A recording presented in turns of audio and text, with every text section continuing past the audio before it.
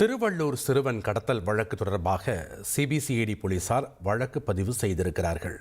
திருவாலங்காடு காவல் நிலையத்தில் பதிவு செய்யப்பட்ட எஃப்ஐஆர் அடிப்படையில் இந்த வழக்கானது பதிவு செய்யப்பட்டிருக்கிறது. கடத்தல், வீட்டில் அத்துமீறி நுழைதல், பணத்திற்காக ஆட்கடத்தல் ஆகிய 3 பிரிவுகளின் கீழ் வழக்கானது பதிவு செய்யப்பட்டிருக்கிறது. வழக்கு தொடர்பான முழு ஆவணங்களையும் சிபிசிஐடி போலீசாரிடம் திருவாலங்காடு காவல் நிலைய போலீசார் ஒப்படைத்திருக்கிறார்கள். முக்கிய செய்தியின் விவரங்களை வழங்க இணைகிறார் செய்தியாளர் சாலமன். வணக்கம் சாலமன், இந்த சிறுவன் கடத்தல் வழக்கு தொடர்பான முழு விவரங்களையும் பதிவு பண்ணுங்க.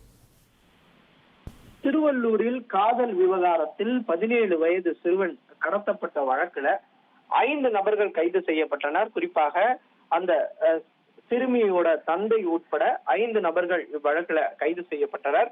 கைது செய்யப்பட்ட இவர்களிடம் நடத்தப்பட்ட விசாரணையில எம்எல்ஏவான ஜெகன்மூர்த்தி மற்றும் ஏடிஜிபி ஜெயராம் ஆகியோர் தொடர்பு இருப்பதாக கூறப்பட்ட நிலையில ஏடிஜிபி ஜெயராம் சஸ்பெண்ட் செய்து உத்தரவு பிறப்பிக்கப்பட்டது. மேலும் அவரிடமும் விசாரணை மேற்கொள்ளப்பட்டது. இவர் உச்சநீதிமன்றத்தில் மேல்முறையீடு தெரிவிக்கப்பட்ட நிலையில இது தொடர்பாக சஸ்பெண்ட் செய்யப்பட்ட உத்தரவை பின்வாங்க கோரி அவர் மனு தாக்கல் செய்த நிலையில இந்த வழக்குல சிபிசிஐடிக்கு மாற்ற கோரி தமிழக அரசுக்கு உத்தரவிடப்பட்டது. அதன் அடிப்படையில சிபிசிஐடிக்கு இந்த வழக்கை மாற்றிய நிலையில அதற்காக விசாரணை அதிகாரியாக நியமனம் செய்யப்பட்டு திருவள்ளூர் மாவட்ட சிபிசிஐடி போலீசார் முதற்கட்ட விசாரணையை துவங்கியிருக்கிறார்கள்.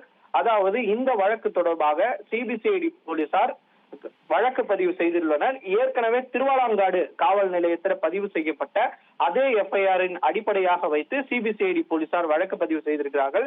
3 பிரிவின் கீழே இந்த வழக்கானது பதிவு செய்யப்பட்டுள்ளது. கடத்தல், வீட்டில் அத்துமீறி நுழைதல், பணத்திற்காக ஆட்கடத்தல் உள்ளிட்ட 3 பிரிவின் கீழே வழக்கு பதிவு செய்து அடுத்த கட்ட விசாரணை நோக்கி இந்த விசாரணையானது நகர்கிறது. அதாவது முதற்கட்டமாக இருதரப்பு குடும்ப உறுப்பினரையும் அழைத்து இது தொடர்பாக விசாரணை மேற்கொள்ள உள்ளனர். அடுத்த கட்டமாக சம்பவம் நடந்த இடத்திற்கு சென்று சிபிசிஐடி போலீசார் ஆய்வு மேற்கொண்டு தடயங்களை சேகரிக்க உள்ளனர்.